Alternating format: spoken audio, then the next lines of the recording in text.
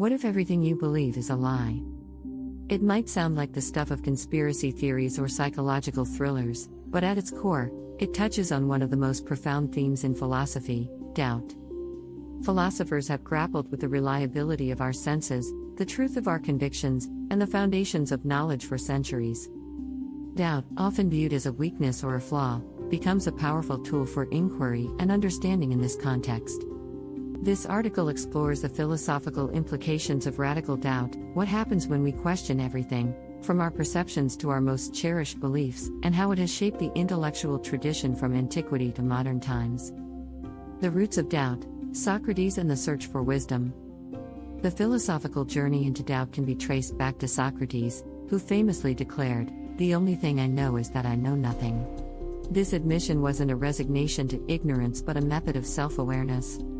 Socrates' practice of relentless questioning, known as the Socratic method, exposed the shaky foundations of commonly held beliefs. By interrogating politicians, poets, and artisans, Socrates revealed that those who claimed knowledge often lacked a proper understanding of their subjects. For Socrates, doubt was not an end but a path to more profound wisdom. To question everything was not to live in perpetual uncertainty but to refine one's understanding through critical thinking and dialogue. He wasn't advocating for nihilism but intellectual humility, recognizing that actual knowledge begins with doubt. Descartes and the method of radical doubt. Perhaps the most iconic proponent of philosophical doubt was René Descartes. In the 17th century, Descartes embarked on a mission to find an indubitable foundation for knowledge. In his Meditations on First Philosophy, he introduced the concept of radical doubt. Descartes asked himself whether he could be sure of anything at all. He even entertained the idea of a malevolent demon deceiving him at every turn, tricking him into believing that the external world existed, that 2 + 2 = 4, or that he had a body. Through this intense skepticism, Descartes famously concluded, "Cogito, ergo sum, I think, therefore I am." Though all his other beliefs were false, doubting proved he existed as a thinking entity. This became the foundational certainty upon which Descartes attempted to rebuild the edifice of knowledge. Descartes' legacy lies in his commitment to questioning the obvious and demanding clarity and certainty.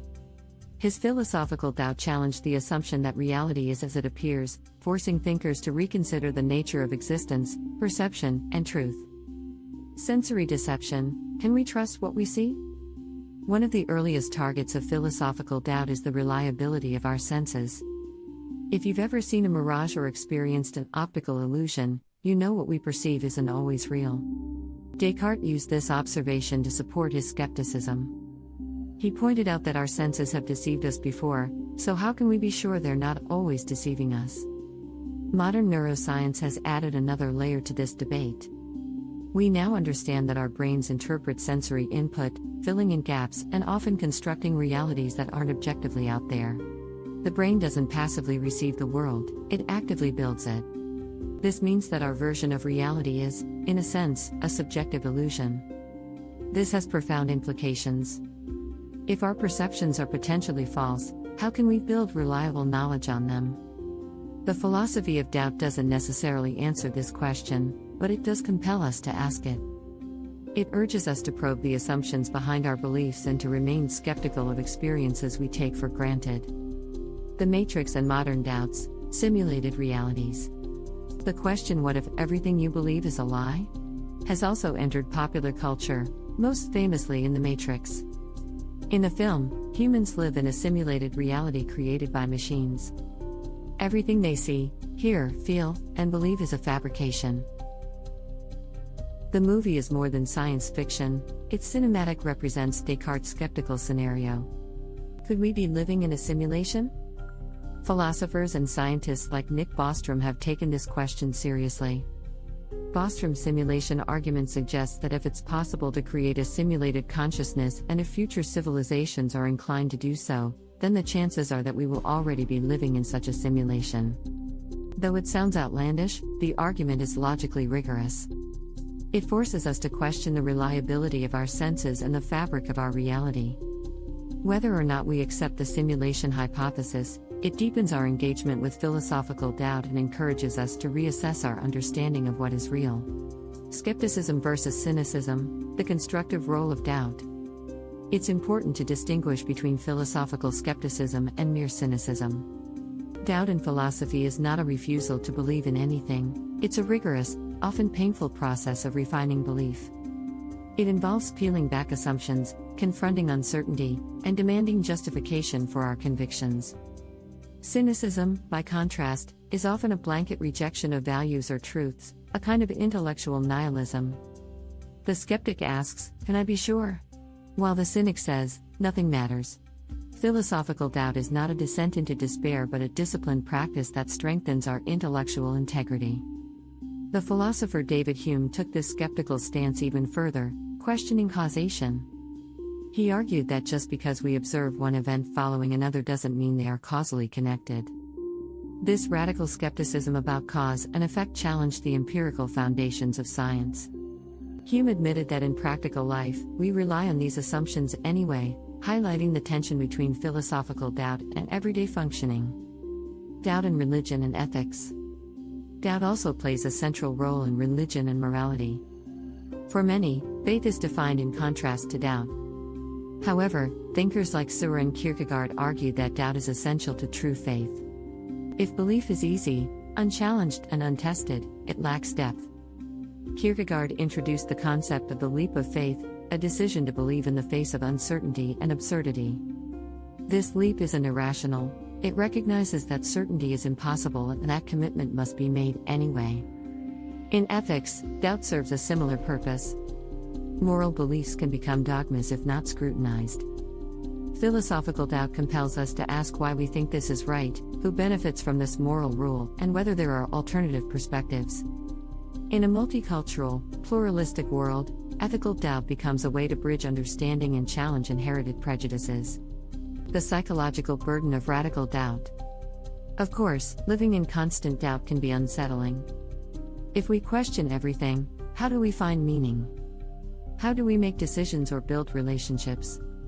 The philosopher Pyrrho, founder of ancient skepticism, reportedly lived in such a state of doubt that he had to be accompanied by friends to keep him from walking off cliffs or into traffic. While humorous, it illustrates a real danger. Unrelenting doubt can paralyze. This is why most philosophies of doubt seek not to dwell in uncertainty forever but to use it as a springboard. Descartes didn't stop at doubt, he rebuilt knowledge. Socrates didn't reject all truths, he sought deeper ones. The goal is not endless skepticism but tested belief. Constructive doubt in science and society. In science, doubt is not a flaw but a feature.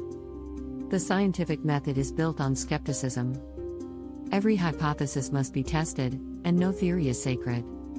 Peer review, replication, and falsifiability are designed to challenge and refine knowledge.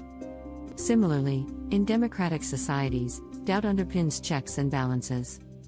We do not assume our leaders are infallible, we question them. Journalism, law, and public discourse all rely on a healthy skepticism.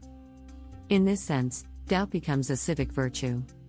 From doubt to wisdom, building a framework for truth. So, what if everything you believe is a lie? The philosophical answer isn't panic or despair. It's an inquiry. If our beliefs are false or even questionable, that's a call to investigate further, not to give up. Philosophy teaches us that doubt is not the enemy of truth, it is its precondition. By doubting our senses, we examine the nature of perception. By questioning authority, we reclaim intellectual autonomy. By doubting ourselves, we become more thoughtful, compassionate, and open-minded. To live philosophically is to live with questions, not always with answers. And yet, through the very act of questioning, we come closer to understanding. The courage to doubt. To ask, what if everything I believe is a lie? Is not to court madness but to embrace philosophical maturity. It's to admit our knowledge's limits and embark on a journey toward a more profound understanding. In a world saturated with misinformation, propaganda, and half-truths, the philosophy of doubt is more vital than ever. Socrates, Descartes, Hume, Kierkegaard, and countless others show that doubt is not weakness. It's the beginning of wisdom. It's a challenge to complacency, an invitation to curiosity, and a path to greater self-awareness. So the next time you question a belief, no matter how foundational, don't suppress the doubt. Follow it. Explore it. Let it sharpen your mind. In the end, the unexamined belief, like the unexamined life, is not worth having.